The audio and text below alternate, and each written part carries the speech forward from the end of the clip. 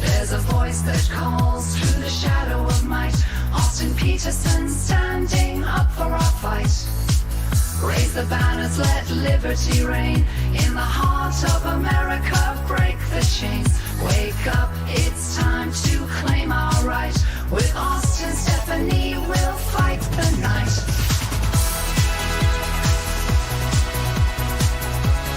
As the government reaches, tries to confine, wake up America shows us the signs. In the noise of the fray, one truth to define. Our freedom's the star that must always shine. And now a new hope begins to ignite. A baby will come, a new fighter in sight. A family's love, their future bright.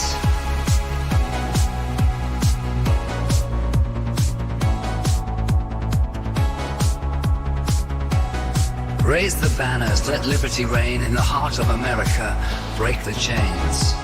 Stand with Austin and Stephanie too, for a future so bold, so brave, so true. Rally around, let the message ring clear. Build a future where there's nothing to fear. Together a force as their family grows, in a land where the free wind forever blows.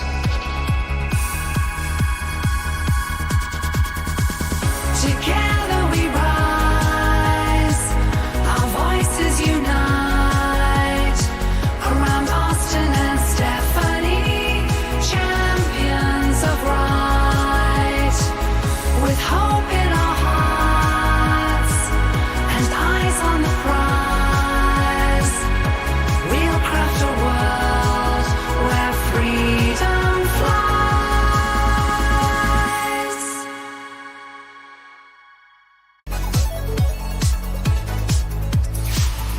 In a world where the chains grow tight, under watchful eyes that stifle the light, there's a voice that calls through the shadow of might. Austin Peterson standing up for our fight. Raise the banners, let liberty reign. In the heart of America, break the chains. Wake up, it's time to claim our right. Welcome back to the show. Sorry about that, guys. We just had a little bit of a power flash here in the studio. Everything just reset, and there's not a lot I can do about it. But thankfully, it looks like the stream is back up, and we still have Judge Napolitano, who's with us live. All rise. Hey, Judge. Sorry about that. Oh, quite all right. I'm amazed at your ability to correct it so quickly and so efficiently. Thank you. Back to the walls, Judge. Sometimes you've got to do it. It's fight or die. So, Judge, tell me about your thoughts on what it means to be woke. When you hear something described as that, you might roll your eyes if you hear it from certain sectors, but I mean, to me, it definitely means something. What does it mean to you? Well, I don't know exactly what it means, but my initial reaction is some over super sensitivity that some group has, that it's not being accorded the rights and benefits that to which it thinks it's entitled. You know, the American public goes through this in history periodically, various groups saying such and such a group is being treated better than we are. So my eyes glaze over when I hear it, and I don't pay too much attention to it. If Congress starts legislating on that basis, well, then it's a serious issue. When I think about the word woke, I kind of think, I look at this from a philosophical definition of terms. I sort of imagine it as postmodernist, or people who on the left typically believe that there is no concept of objective truth, right? To them, that's why they'll say things like, my truth, right? Or like, I'm just living my truth, right? Or this idea is that, if there is no objective truth, then everything is subjective. Your reality is your reality, and my reality is totally different. What is your idea of the concept of objective truth, Judge? Well, truth is identity between intellect and reality. You don't have the liberty of having your own reality. I mean, you can escape reality if you want, but you can't escape the consequences of escaping reality. So obviously there is an objective truth. 2 + 2 = 4, not because we believe that, but because it is a truism that cannot be defied and must be accepted. When these lefties, and there are some people on the right, unfortunately, that fall for this, claim that they can have their own truth, they are confusing truth with opinion, just like they confuse rights with privileges all the time. Rights come from our humanity, privileges come from the government. Truth comes from nature.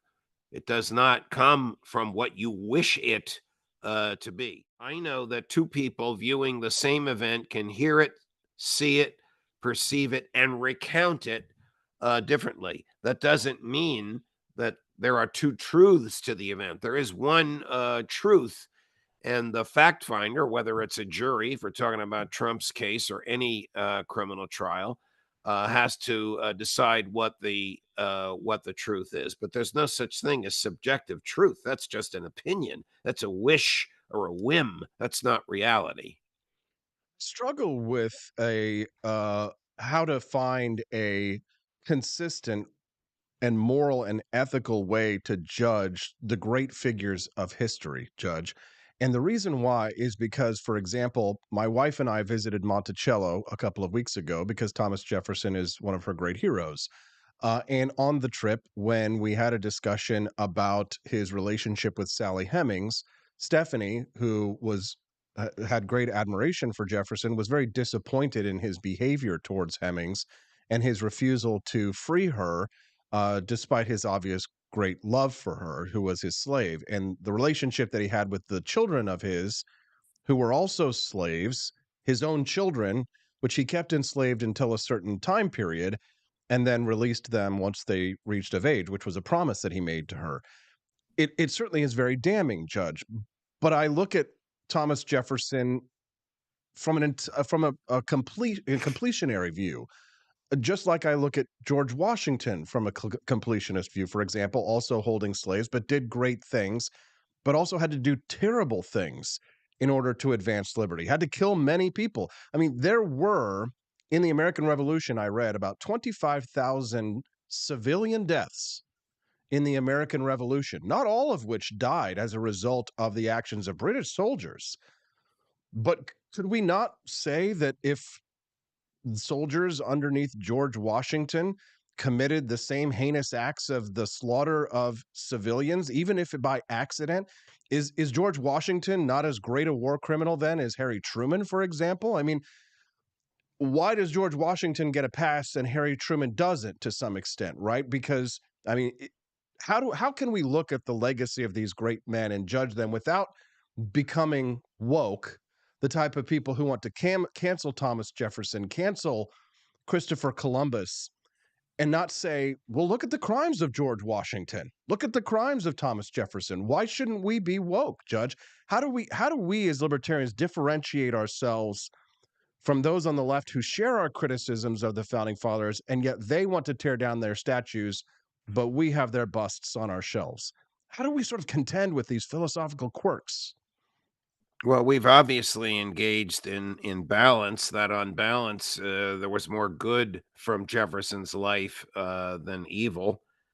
I reject the comparison of Harry Truman to anybody. I believe he was the greatest mass murderer in history. If you measure mass murder greatness by the number of deaths per second, the dropping of those two bombs uh, was an act of genocide, a war crime. But because history is written by the victors, he's celebrated for it. If we had lost the war, he would have been the first person they hanged, and I would have, if he was hanged after I was born, applauded the hanging. Um, uh, but the left wants to wipe people out because of a stain, like Jefferson, like Washington. I mean, Washington pulled the teeth out of his slaves and had them put into his own mouth. Washington cut the toes off of some of his male slaves so that they couldn't run away when the capital of the country was in Philadelphia, but Pennsylvania had ordered that all slaves be free within 6 months. George and Martha rotated their slaves up to Pennsylvania and back every 5.5 months so they wouldn't have to be set free. The public doesn't know this because historians are the ones who give the passes. And for the most part, they have given Washington a pass. They don't give Jefferson that pass. I mean, Jefferson was a great human being, but flawed, like all human beings are.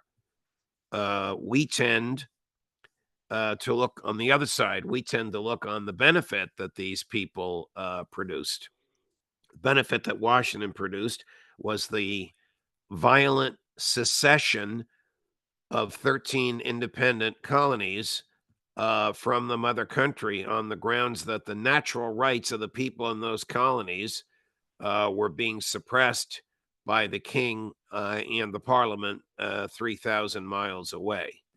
Yes, there were civilians who died. Yes, there were civilians who were murdered by Washington's troops. I don't know that he authorized it, as Harry Truman did with the dropping of the bombs on Hiroshima and Nagasaki, or Benjamin Netanyahu does with the slaughter in Gaza.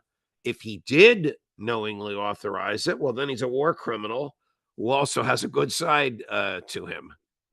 See that, and that in itself leads me down the rabbit hole of more questions, Judge, and because the people who, for example, we're having this debate about Hiroshima and Nagasaki again because Tucker Carlson brought it up this week in an interview that he did with Joe Rogan, so everyone's discussing it online, and so I find when you say you're talking about the numbers of innocents that were slaughtered. But if it's the principle of the thing, I mean, one innocent civilian being killed is too many. I think you would agree. It was only 25,000 civilians who were killed in the American Revolution. But was it because of the greater purpose that was involved that we give the founding fathers a pass for their behaviors during the American Revolution? I mean, because how do we balance that out, right? If it's the principle of the thing, then we can't say from a utilitarian perspective, well, it's just, how many deaths is enough or too many? 25,000 is I okay. agree. I agree with you. I agree with you. I mean, theoretically, the knowing and intentional slaughter of one person is intolerable. Obviously, you can't justify it because its number is fewer than the 25,000. I know of these deaths. Most school children don't. Most historians don't want to talk about it because Washington has been whitewashed by the historians who write to history, just like Lincoln has been whitewashed. Jefferson is not. Truman has been whitewashed. I mean, I fully agree with Tucker Carlson, but these arguments critical of Truman are relatively new. However, when I was your age, if I were to say FDR knew about Pearl Harbor and looked the other way, people would look at me like I had two heads. Today, that is a perfectly acceptable and supported historical argument, which many historians, with which many historians agree. I think the same will soon be the case for Truman. It just takes the passage of time before people can pierce the whitewashing of history. Yeah, I'm glad that I have you to bounce these ideas off of, Judge. I actually did give a speech at my university back in the day about that very event, the question of FDR's knowledge when it comes to Pearl Harbor. But I'm so thankful to be able to have these conversations with you, Judge. And it looks like we're not going to have time to talk about the news, but these kinds of things I think are much more important anyway because they help us to understand our philosophy better. And people on other shows and podcasts are going to talk about the news, and we should be talking about libertarian philosophy because so few are equipped to do so. And we have this opportunity with this audience to educate them about our ideas.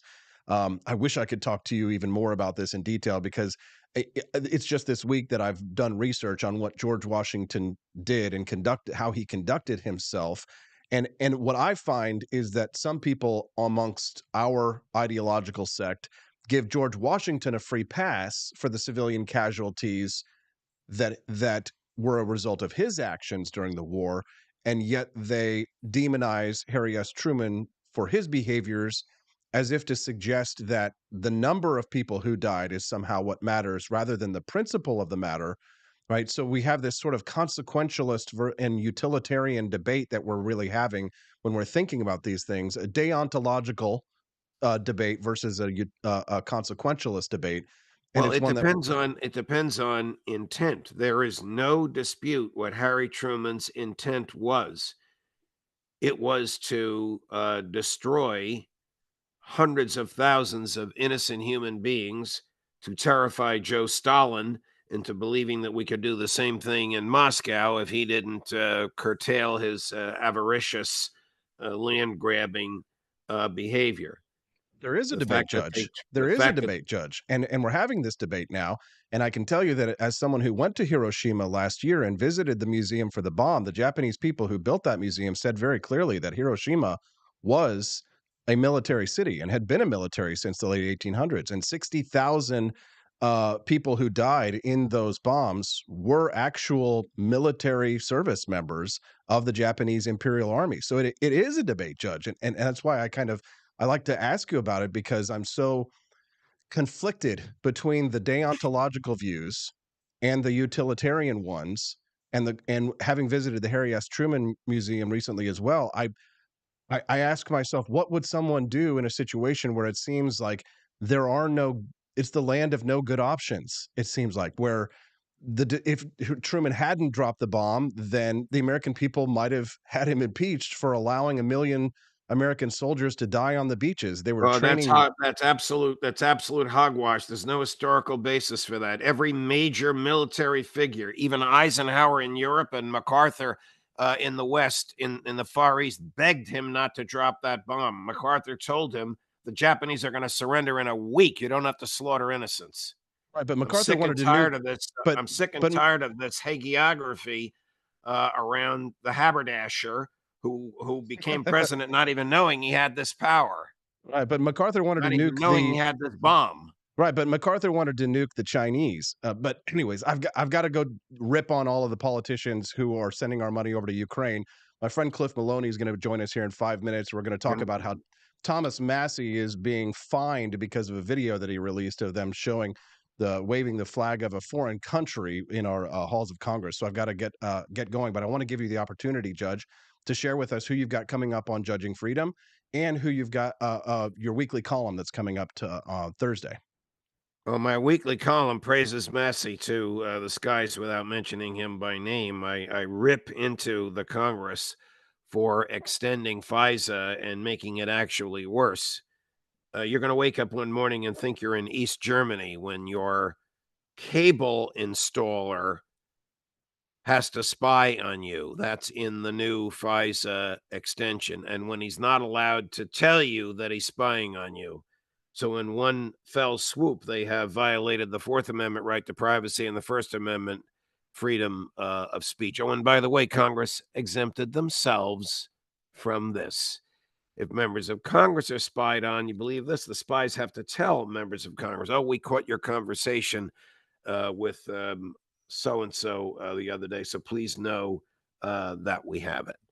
It's just reprehensible, the absence of respect for the Constitution. Almost as absurd as all those members of Congress waving Ukrainian flags on the floor of the House. Who's going to fine Thomas Massie for that? It was a public event. Well, you're not even supposed to, according to the rules, apparently fly foreign flags on the floor of the Congress, but nobody's going to get fined for that. It's the Right. truth teller that they want to fine, and we're going to talk to Cliff Maloney about that in 5 minutes. Judge, thank you for keeping us true north. Oh, And sure.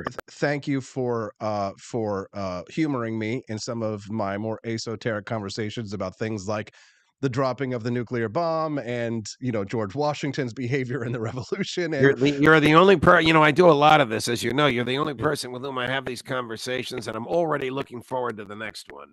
thank you, Judge. I look forward to having a more intimate discussion with you about the perils of liberty and about things like indentured servitude, Well, Judge. you know, liberty is an eggshell. It's an eggshell, and the Congress that we have is willing to crack those eggs. Well, then you're the calcium in the egg, Judge, and you're fortifying it. Thank you, and have a wonderful day. And you as well. That's Judge Andrew Napolitano. Let's give him a round of applause. Follow his show, Judging Freedom.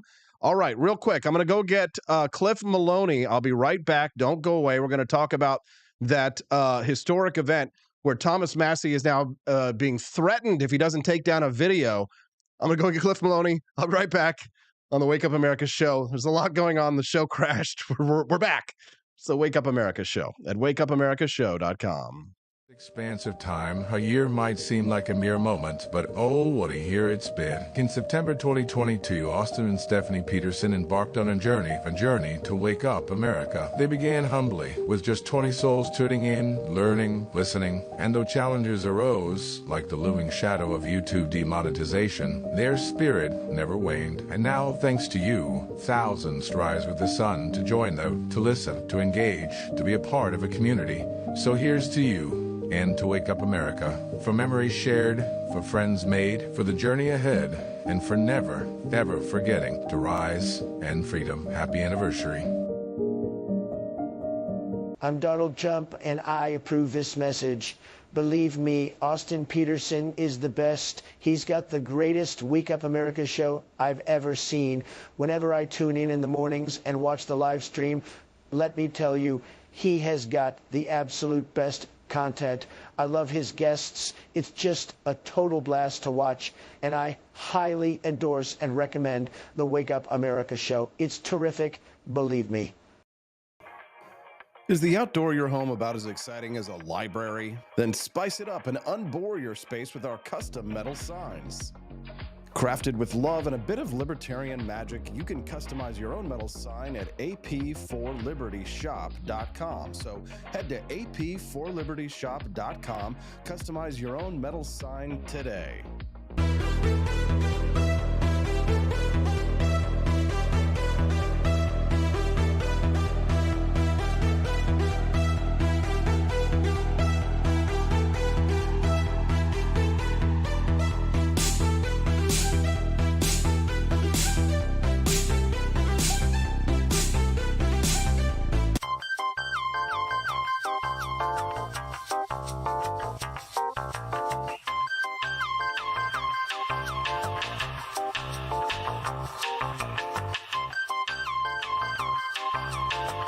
Welcome to a world of vocal discovery at Peterson Voice Studio.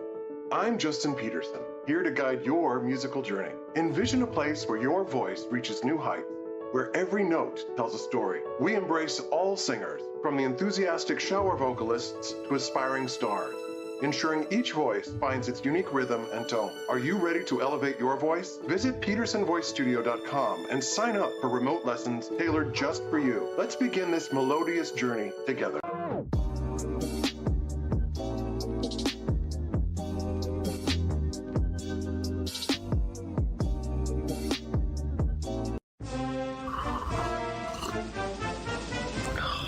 Tired of spending your hard-earned money on woke corporations that don't share your pro-freedom values? Fed up with sipping liberal lattes and progressive cappuccinos? Introducing Founding Flavors from AP for Liberty Shop. Get your day started with Washington's Revolutionary Roast. As robust and principled as the man himself, this blend is the shot of energy heard round the world. Or maybe you want to taste the fervor of freedom with Adams's Patriotic Perk. It's as dynamic and balanced as the U.S. Constitution, sure to awaken your spirit of liberty. For the aficionados, we've got the Jeffersonian Java, a complex mix of flavors that speaks volumes about your refined tastes. And don't forget Betsy's Liberty Lullaby, our decaf option, crafted with the same care and dedication Betsy Ross put into our Star-Spangled Banner. This blend lets you enjoy the taste of freedom anytime without losing sleep. No woke beans here, folks. Just pure, patriotic, pro-freedom flavors brewed with love for liberty. So why compromise your principles for a cup of coffee?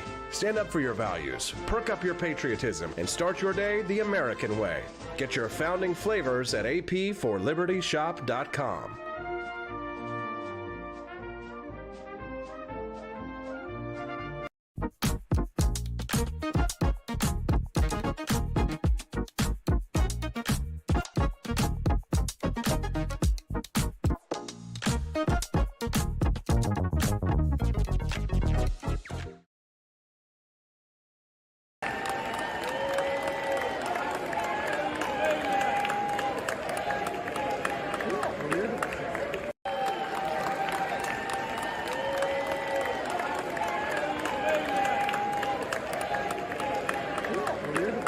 Isn't that weird? Says Congressman Thomas Massie. He's now in big trouble, hot water with Speaker Mike Johnson. They're telling him to take that video down of members of the House of Representatives. Your representatives waving a flag of a foreign country from the floor of the House of Representatives. They're not in trouble for waving the flags. He's in trouble for recording them waving the flags and posting the recording on X.com so that more people could see about how your representatives are taking $96 billion of your money and shipping it off to a foreign war that has no end in sight. But if it does end, it's probably not going to go our way. But don't worry, once the war's over, you'll get taxed to rebuild the country as well. Thomas Massie fined $500 to take that video down. What happened to free speech? Guess it doesn't apply to representatives. Well, thankfully, we have it here on the Wake Up America show, and we engage in such with other fellow friends of liberty like Cliff Maloney, former Ron Paul and Rand Paul staffer. I think he knows a thing or two about free speech, joining us live. Good morning, Cliff. Nice to see you, brother. Great to be here. Thanks for having me, Austin. Your take, Thomas Massie getting in trouble for posting this video. Talk about how insulated some of these folks are. I mean, to think, that this vote is going to be something that is worthy of them waving the Ukrainian flag. I mean, that's just how out of touch a lot of these DC politicians are. But then you take it even one step further, right? Massie videos this, and other people took photos and videos. And not only does he post it, but this is what I love about 2024, about the social media era, is once these things are out there, they're out there. And what happens is it used to be the politicians would only face backlash for these huge, monumental votes. And now there are so many different things that when people see it, it's right in front of them. They can understand it. And so many people were like, what the hell is going on in Washington, D.C.? And so much backlash came that Speaker Johnson thought he was going to get all, tough, put on his suit and tell his sergeant at arms, Massie, take this video down. I mean, the guy thinks he's Reagan with the Berlin Wall. It's like, what is going on here? And Massie said, hey, buddy, go pound sand. I'm not taking anything down. And the best thing about social media is Mike Johnson had to capitulate. He had to back down. Oh, I reviewed the video. I'm so sorry. We won't be taking any action against Massie. That is the power of the grassroots, but it just shows you how out of touch these career and corrupt politicians are.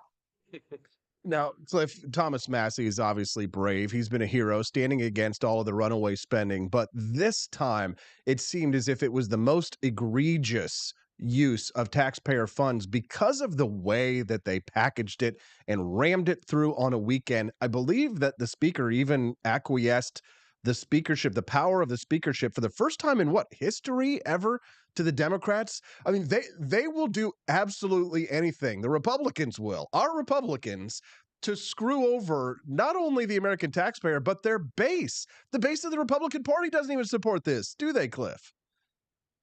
The Uniparty is alive and well when a member of Congress, the Speaker of the House in 2024, uses the phrase axis of evil. I mean, I almost spit out my coffee when I saw it, thinking it's just these regurgitating talking points. But here's the best part. The folks in DC are so blind to realize that normal blue-collar working Americans think this is one of the most egregious things in history. They think Putin is such a bad guy. They are so laser focused on this. We must defeat Putin. And the leftists, I mean, they don't even have a conversation about it, right? Putin reminds them of Trump. So they hate Trump. They hate Putin. It's very simple, narrow-minded, one track. They're ready to go. But those Republicans that sold out and came to be able to tell themselves, to be able to look in the mirror and convince themselves that voting for Ukraine funding to the tunes of $100 billion is somehow valuable for their constituents. I hate to say this as a libertarian, but what about the roads, right? What about the infrastructure? What about the bridges? What about the homeless vets? What about all the things we could do here? Heck, don't even do anything with government. Just cut checks to people. I'd rather take that $100 billion and divvy it up amongst the American population. And I don't mean that as a socialist, but I mean, if it's got to be spent, I'd rather just do direct distribution. And I think so many people see this. Inflation's through the roof. Spending is just absolutely insane in Washington, D.C. People can't pay for gas. They can't put food on the table. And yet we're sending $100 billion to Ukraine. It is completely out of touch. And every single one of those Republicans, heck, every single one of the members of Congress that voted for that monstrosity should be run out of office immediately. Oh, yeah. We love to hear it. Cliff Maloney joining us live with his Liberty views from Sedalia, Missouri, now about an hour to the west of Jefferson City, where we're streaming this live. We're glad to have Cliff joining us here. If you're enjoying the content that you're hearing, don't forget to click that like button and follow the channel. We'd love to have you come back here and join us Mondays through Fridays, 7 to 9 a.m. Central Time. Now, listen, Cliff, I have always been an America First guy. It doesn't mean that I think that we need to abandon our allies overseas, but frankly, I like what Donald Trump has done and said in the past when he says he thinks that our allies need to step up more and pay for it. Now, when I think about the situation in Ukraine, the conflict in Europe, I think that Trump is right. It would be nice to see Europeans stand up for their own national security more and not have to go and count on a handout from Big Brother or Big Sister. But I don't look at Ukraine and Israel as the same situation, although I don't think that the United States taxpayers should be paying to fund a conflict that they don't have an interest in, other than perhaps what might be necessary to save the hostages that were Americans that Hamas took on October 7th. Listen, my heart is with Israel. I recognize that that's the only democracy in the Middle East. It's the only one that recognizes the rights of gays. It's the only one where people like myself and yourself could freely voice our opinions without having our head chopped off. I fully support Israel in their right to defend themselves against terrorist groups like Hamas. But I still don't think the American taxpayers need to pay for it. How do you feel about that particular aspect of it? Because boy, is it a political hot potato now with students, rioting on campus at Columbia and all of these protests around the country. I mean, whatever happened to nuance, Cliff? Can I say I morally support someone without saying you should steal from my neighbor to give to them? Aren't there plenty of wealthy people who would be happy to pay for Israeli security? Yeah, the military-industrial complex does not allow for nuance. As Ron Paul said back in the day, you guys are debating little tactical maneuvers. You're debating bringing troops in over here. You're debating spending money here. I'm talking about a whole new foreign policy, right? And that's something that resonated with me. And I think it really plays today, which is, do we really feel that our role in the world should be that of policing the world? And look, here's the thing.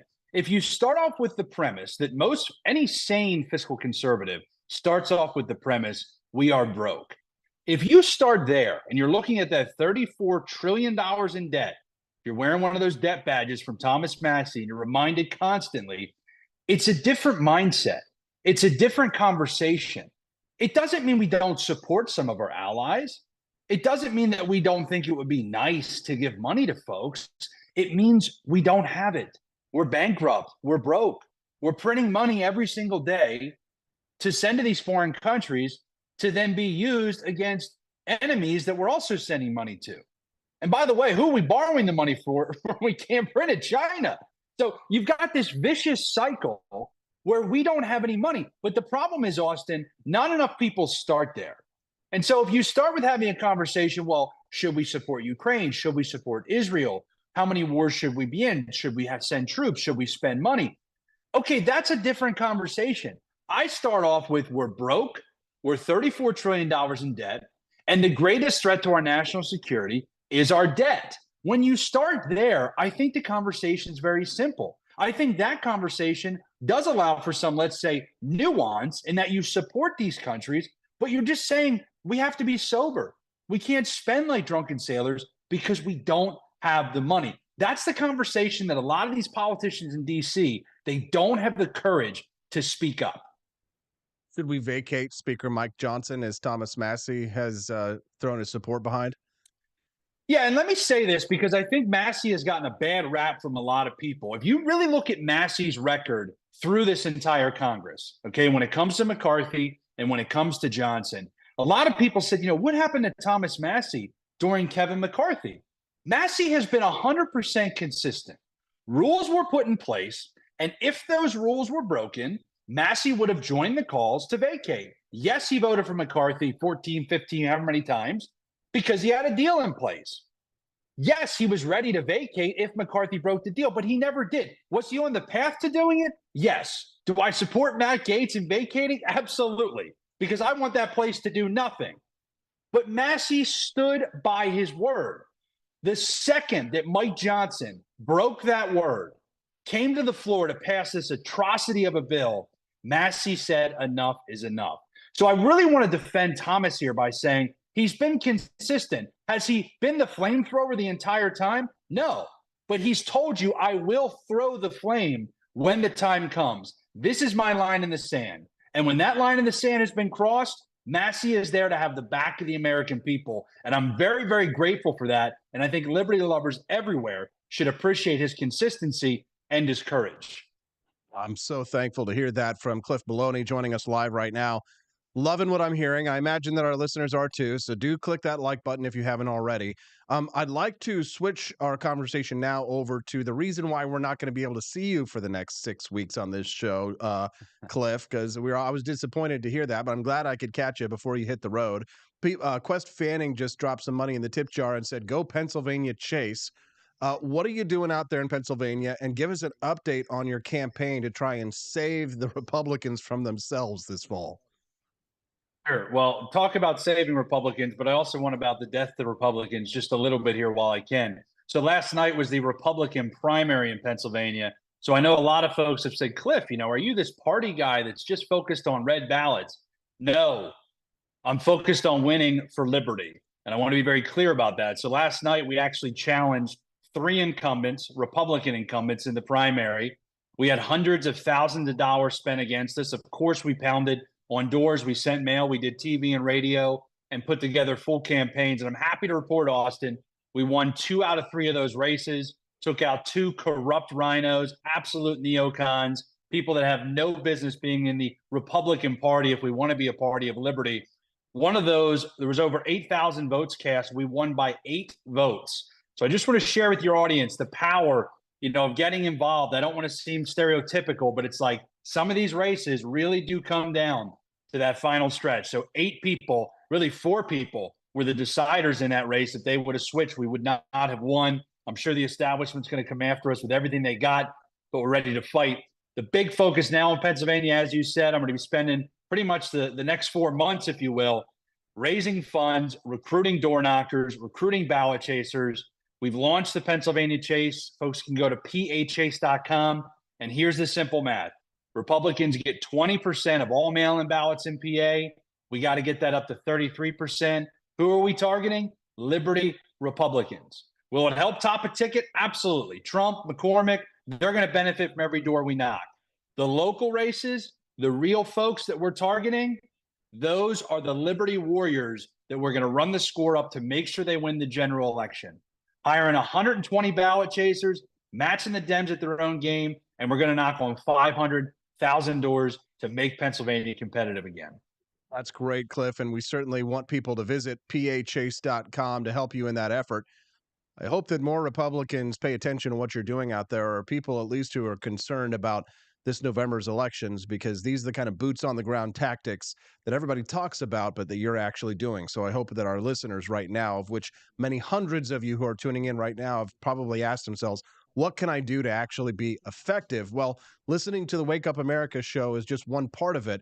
But Cliff Maloney, who is out there actually getting boots on the ground at pachase.com, is one of the leading voices of people who are actually doing something about it. So definitely visit pachase.com and support his fight for liberty. Now, one last thing before I let you go here, Cliff, because we are going to miss you very much. I'm pulling up a picture on my screen right now of you that you had posted on your timeline with these beautiful shoes. They're most beautiful shoes I've ever seen, perhaps even more beautiful than Donald Trump's gold victory sneakers. What are these amazing shoes that you're wearing? These beautiful shoes, Cliff. What do we have here? Oh, yeah. Hey, let me get some good product placement here for you if I'm in the camera. So these are my Javier Milei Afuera shoes. I do think Milei is a patriot. I think he's somebody that really is the epitome of what we need in a leader.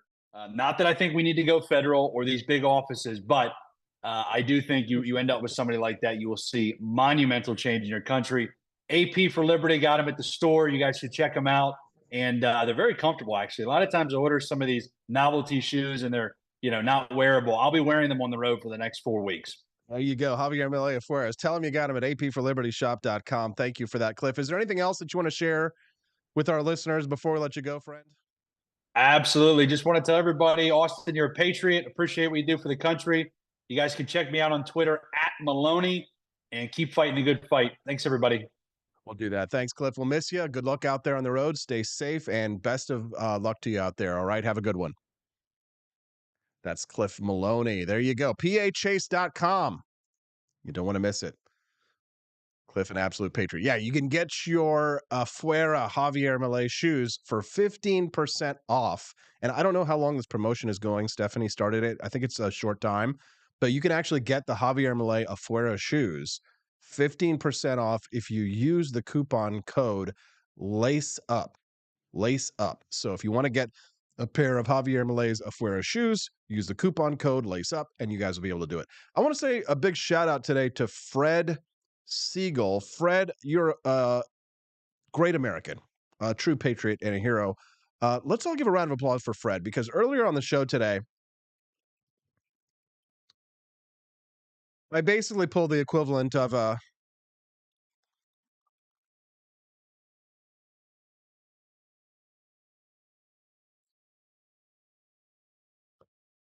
not exactly, right? But I basically did a plea earlier to ask our listeners who are becoming semi-regular listeners and who are really enjoying the content to become monthly financial contributors to the show. And Fred was the one who stepped up. Thank you, Fred. So I just want to say thank you, because people like Fred are going to ensure that not only am I going to be able to put food on the table with my wife, who's going to have a baby here in a few months, but we're also going to be able to create more libertarian content like what you're seeing and hearing right now. You'll be able to continue to hear from people like Cliff Maloney, people like Judge Andrew Napolitano, and people like John Arrow from earlier. The conversations that you get here, you don't get anywhere else. So, Fred, you stepped up today.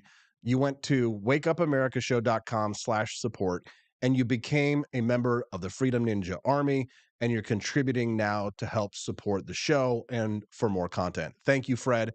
You're a great man.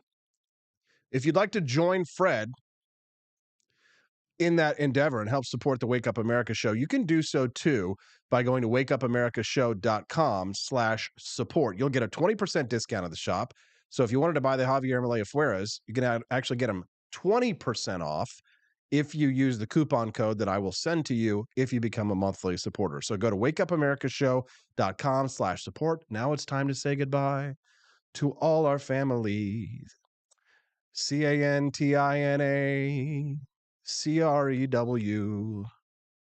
CREW, Cantina Crew, MOUSC. Thank you, Fred. Appreciate you guys. All of you guys for watching the show. If you clicked like, if you've reposted us, if you've introduced us to a friend or supported us in any way, shape, or form, just want to say how grateful I am. Thank you very much. And don't forget to come back tomorrow, Thursday, Thirsty Thursday. Oh, we're going to have Lily Tang Williams on the show. Yeah. Thirsty Thursday, the lovely ladies of Liberty Day. First, we have Lily Tang Williams in the morning. Then we've got the lovely Camelia Peterson. Then we've got Daniela Pensack. Tomorrow's just going to be a grade A show. Lovely ladies of Liberty, a very thirsty Thursday tomorrow morning. I think Camelia might actually be able to be on set tomorrow. Yeah. Smoking hot Camelia Peterson. For your eyes to feast on, gentlemen. Don't be that way. Thanks for all your support. Thanks for watching the show. Thanks for sticking around through that weird power outage that we had earlier. I don't know what happened, but everything should be fine tomorrow. We'll see you then on the Wake Up America show at wakeupAmericaShow.com. Bye, guys.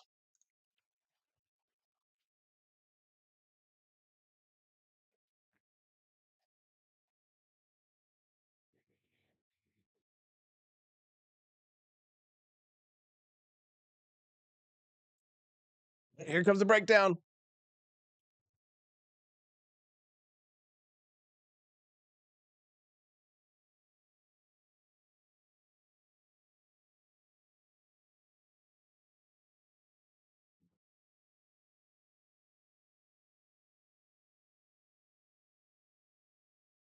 Expanse of time, a year might seem like a mere moment, but oh, what a year it's been. In September 2022, Austin and Stephanie Peterson embarked on a journey to wake up America. They began humbly, with just 20 souls tuning in, learning, listening, and though challenges arose, like the looming shadow of YouTube demonetization, their spirit never waned. And now, thanks to you, thousands rise with the sun to join them, to listen, to engage, to be a part of a community. So here's to you, and to wake up America, for memories shared, for friends made, for the journey ahead, and for never, ever forgetting to rise and freedom. Happy anniversary. I'm Donald Trump, and I approve this message.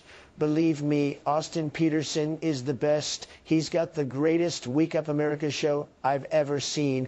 Whenever I tune in the mornings and watch the live stream, let me tell you, he has got the absolute best content. I love his guests. It's just a total blast to watch, and I highly endorse and recommend the Wake Up America show. It's terrific, believe me. Is the outdoor of your home about as exciting as a library? Then spice it up and unbore your space with our custom metal signs. Crafted with love and a bit of libertarian magic, you can customize your own metal sign at ap4libertyshop.com. So head to ap4libertyshop.com, customize your own metal sign today.